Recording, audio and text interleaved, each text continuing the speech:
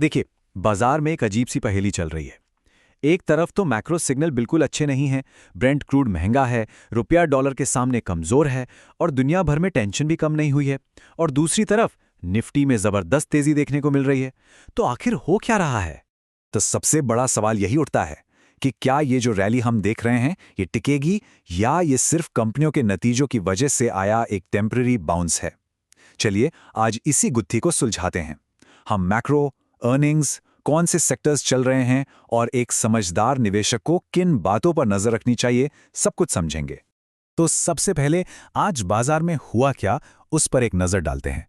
Nifty करीब करीब 19 points ऊपर बंद हुआ, मतलब 0.81% की बढ़त। लेकिन असली कहानी इस नंबर में नहीं, बल्कि एडवांस डिक्लाइन रेशियो में छुपी है। 41 स्टॉक्स ऊपर थे और सिर्फ 9 नीचे।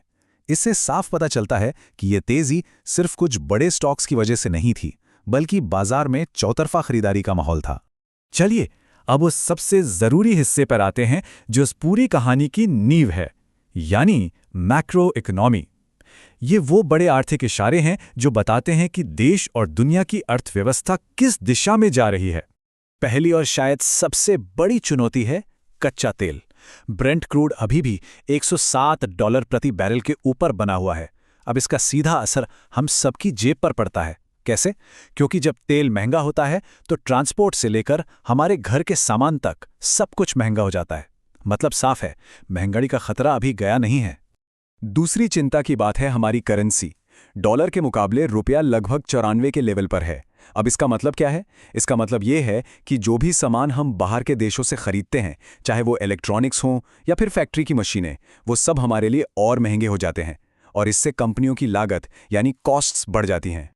और तीसरी बड़ी मुश्किल है जियोपॉलिटिकल टेंशन, खासकर ईरान और स्ट्रेट ऑफ हॉर्मुज में जो तनाव चल रहा है। अब ये जगह इतनी ज़रूरी क्यों है? क्योंकि ये दुनिया के सबसे बिजी शिपिंग रूट्स में से एक है। यहाँ अगर ज़रा भी गड़बड़ होती है तो पूरी दुनिया की तेल सप्लाई पर असर पड़ सकता है और इससे ग्लोबल मार्केट्स में भारी उथल-पुथल मच सकती है। तो कच्चा तेल महंगा, रुपया कमज़ोर और दुनिया में टेंशन, ये सारे सिग्नल यही चीख-चीख कर कह रहे हैं कि मैक्रो पिक्चर बिल्कुल भी ठीक नहीं है। तो फिर वही सबसे बड़ा सवाल, बाजार इन सब नेगेटिव खबरों को नजरअंदाज करके ऊपर क्यों भाग रहा है? इस पहेली का जवाब जानते हैं क्या है? सिर्फ एक शब्द, अर्निंग्स। जी हां, कंपनियों की कमाई। इस रैली की असली वजह है कंपनियों के शानदार तिमाही नतीजे, जो मैक्रो के इन सारी कमजोरियों पर अकेले ही भारी पड़ रहे हैं। तो कौन सी कंपनियां हैं जो इस रैली को लीड कर रही हैं? चलिए कुछ उदाहरण देखते हैं। सबसे पहले बात करते हैं सीमेंट सेक्टर के बेताज बादशाह अल्ट्राटेक सीमेंट की। जरा अल्ट्राटेक के नतीजों पर गौर कीजिए। 3000 करोड़ रुपए का प्रॉफिट। यह सिर्फ एक नंबर नहीं है, ये इस बात का सबूत है कि देश में कंस्ट्रक्शन का काम कितनी तेजी से चल रहा है। और 200 मिलियन टन से ज्यादा की कैपेसिटी, इसका मतलब है कि यह कंपनी आने वाले ग्रोथ के लिए पूरी तरह से तैयार है। ये एक मजबूत अर्थव्यवस्था की निशानी है। ठीक है, तो सीमेंट की कहानी तो मजबूत लग रही है, मतलब इंफ्रास्ट्रक्चर में दम है। लेकिन क्या आम आदमी यानी कंज्यूमर भी पैसा खर्च कर रहा है? इसका जवाब हमें मिलता है वरुण बेवरेजेस के नतीजों में। ये नंबर्स तो शानदार हैं ही, लेकिन यहां एक बहुत ही दिलचस्प बात है। इनकी जो ग्लोबल ग्रोथ है वो इंडिया की ग्रोथ से भी तेज है। ये हमें क्या बताता है? ये बताता है कि हमारी भारतीय कंपनियां अब सिर्फ भारत के बाजार पे डिपेंडेंट नहीं हैं, बल्कि वो ग्लोबल लेवल पर compete कर रही हैं और जीत भी रही हैं। और रुकिए, ये कहानी सिर्फ यहीं खत्म नहीं होती। सुप्रीम इंडस्ट्रीज का प्रॉफिट देखिए, 46% बढ़ा है।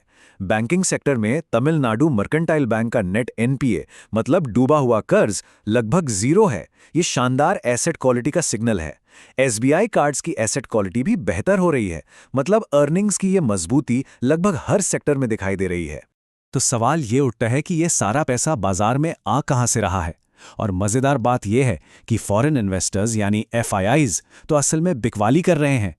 इस रैली की असली ताकत है हमारे अपने डोमेस्टिक इन्वेस्टर्स यानी डीआईआईज, जो 4000 करोड़ रुपए से भी ज्यादा की खरीदारी कर रहे हैं। ये भारतीय इकोनॉमी में एक जबरदस्त भरोसे का संकेत है। ठीक है, तो आज के नतीजे तो बहुत अच्छे हैं, पर क्या ये मोमेंटम आगे भी बना रहेगा? भविष्य में ग्रोथ कहां से आएगी? इसके क्या संकेत मिल रहे हैं? देखिए, लोढ़ा डेवलपर्स अब डेटा सेंटर जैसे नए और फ्यूचरिस्टिक बिजनेस में जा रहे हैं। मोबीक्विक को एनबीएफसी का लाइसेंस मिल गया, जिससे उनका लेंडिंग बिजनेस अब रॉकेट बन सकता है। टीसीएस जैसी कंपनी सीमेंस एनर्जी के साथ मिलकर एआई पर काम कर रही है। ये दिखाता है कि इंडियन आईटी अब सिर्फ बैक ऑफिस सपोर्ट नहीं बल्कि कटिंग एज टेक्नोलॉजी में पार्टनर बन रही है। और अमेजॉन का 100 शेयरों में एक्सपेंशन ये तो साफ साफ बताता है कि कंजम्पशन की कहानी और मजबूत होने वाली है। तो इन सारी खबरों को अगर जोड़कर देखें तो एक बहुत साफ ट्रेंड नजर आता है। भारत का जो ग्रोथ इंजन है वो फिलहाल 3 मजबूत पिलर्स पर खड़ा है: डिजिटल, कंजम्पशन और इंफ्रास्ट्रक्चर। आने वाले समय की ग्रोथ इन्हीं 3 सेक्टर से आने वाली है। चलिए अब जरा और बड़ी पिक्चर देखते हैं। कंपनियों से हटकर देश के लेवल पर ऐसे कौन से बड़े स्ट्रेटेजिक मूव्स हो रहे हैं जिनका असर मार्केट पर लंबे समय तक रहेगा। और जहां एक बहुत बड़ी खबर सामने आती है जिसका असर सालों तक दिखेगा, वो है भारत और न्यूजीलैंड के बीच हुआ फ्री ट्रेड एग्रीमेंट। ये कोई छोटी मोटी बात नहीं है, ये $7.5 बिलियन का एक बहुत बड़ा मौका है। तो इसका सबसे ज्यादा फायदा किसे मिलेगा? फार्मा, एफएमसीजी, मशीनरी और टेक्सटाइल्स जैसे सेक्टर्स के लिए ये एक बहुत बड़ी जीत हो सकती है। लेकिन इससे भी बड़ी बात यह है कि यह दिखाता है कि भारत अब अपने ट्रेडिंग पार्टनर्स को डाइवर्सिफाई कर रहा है। मतलब किसी एक देश पर निर्भरता कम कर रहा है, जो आज की अनिश्चित दुनिया में एक बहुत ही स्मार्ट स्ट्रैटेजी है। तो इन सारी बातों को एक साथ रखने के बाद एक स्मार्ट निवेशक को क्या करना चाहिए, उसकी रणनीति क्या होनी चाहिए, चलिए इसे समझते हैं। देखिए, मार्केट अभी फिलहाल सिर्फ 2 चीजों पर फोकस कर रहा है। एक, कंपनियों की शानदार कमाई का मोमेंटम, और दूसरा, हमारे घरेलू इन्वेस्टर्स का जबरदस्त पैसा। लेकिन एक समझदार निवेशक को वो खतरे भी नहीं भूलने चाहिए जो अभी भी मौजूद हैं, जैसे महंगा कच्चा तेल, कमजोर रुपया और दुनिया भर में चल रही टेंशन। तो आखिर में टेक अवे क्या है? देखिए, हर चलती हुई ट्रेन में चढ़ जाना बहुत आसान लगता है, लेकिन स्मार्ट इन्वेस्टिंग ऐसे नहीं होती। फोकस उन क्वालिटी कंपनियों पर रखना चाहिए जिनकी कमाई में दम है और जो भविष्य के लिए तैयार हैं। जैसा कि कहते हैं, ट्रेंड को समझना जरूरी है, पर उसे आंख बंद करके फॉलो करना बेवकूफ़ी है। समीर शाह का जय हिंद।